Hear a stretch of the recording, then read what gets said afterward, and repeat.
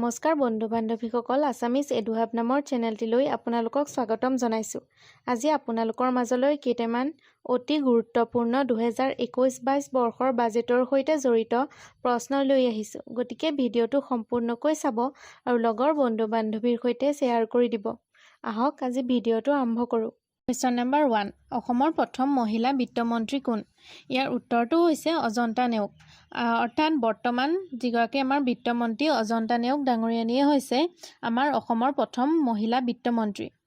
Question number 2 চাহ শ্ৰমিকে অৱসৰৰ পাছত পাবলগীয়া ভাত্তাৰ বাবে প্ৰৱৰ্তন কৰা অসম ভাত্তা আঁচনিৰ মতে এজন শ্ৰমিকে গড়ে কিমান টকা অৱসৰৰ ভাত্তা হিচাপে পাব?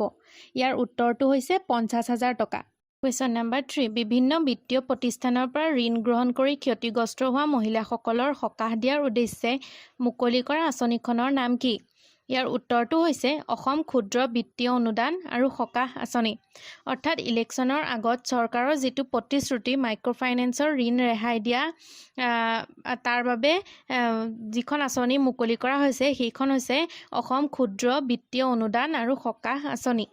কুৱেশ্যন নম্বৰ 4 ক'ভিড-19ৰ বাবে স্বামীহাৰা বিধৱাসকলক সামৰি মুখ্যমন্ত্ৰী ক'ভিড-19 বিধৱা সাহায্য আঁচনিৰ মতে প্ৰতিগৰাকী বিধৱাক কিমান টকা প্ৰদান কৰা হ'ব?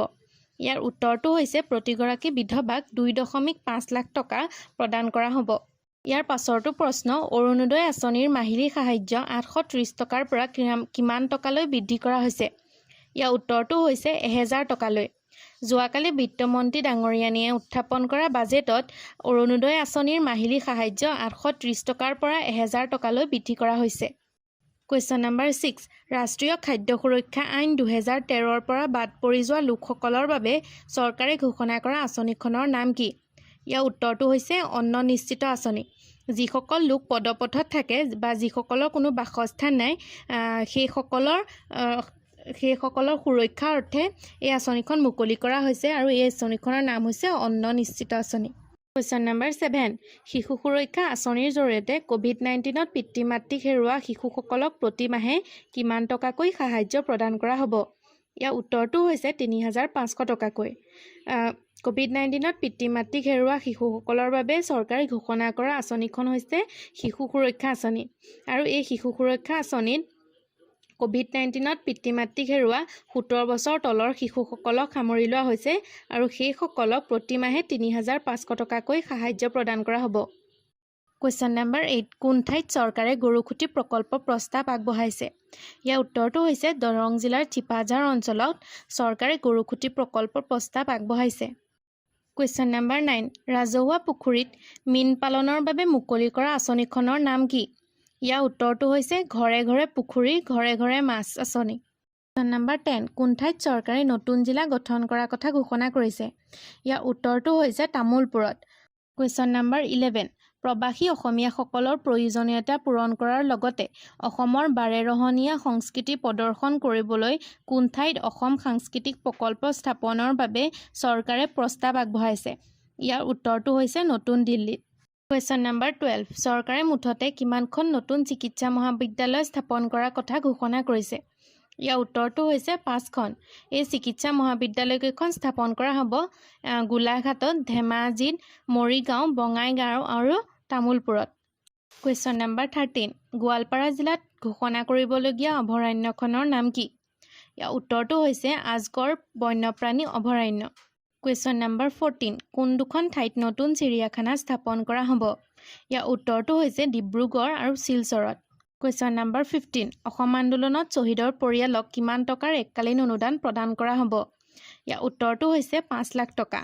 1985 চনৰ অসম আন্দোলনত শ্বহীদৰ পৰিয়ালক 5 লাখ টকাকৈ এককালীন অনুদান প্ৰদান কৰা হ'ব। কুৱেশ্যন নম্বৰ 16 অসম আন্দোলনত আহত হোৱা প্ৰতিজনক কিমান টকাৰ এককালীন অনুদান প্ৰদান কৰা হ'ব? ইয়াৰ উত্তৰটো হৈছে 2 লাখ টকা। কুৱেশ্যন নম্বৰ 17 কোন ঠাইত কলাক্ষেত্ৰ স্থাপন কৰা হ'ব?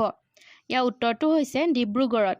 অসমত বৰ্তমান কলাক্ষেত্ৰ যিহেতু গুৱাহাটীতে আছে আৰু এখন কলাক্ষেত্ৰ স্থাপন কৰাৰ কথা কালি বাজেটত ঘোষণা কৰিছে আৰু সেইখন স্থাপন কৰা হ'ব ডিব্ৰুগড়ত।